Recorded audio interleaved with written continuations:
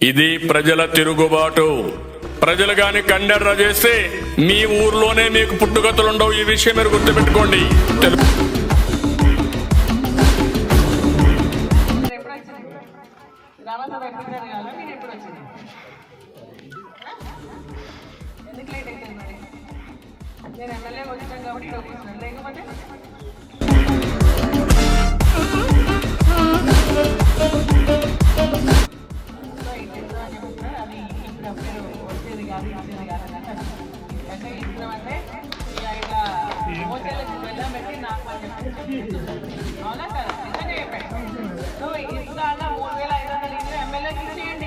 MLA చూసుకుంటారు, ఊళ్ళలో కూర్చుంటారు, మాట్లాడుతూ రాష్ట్రాలు ఇస్తారు కదా. మీరేదా ఈరోజు గ్రామ సభలు పెట్టేసి మనకు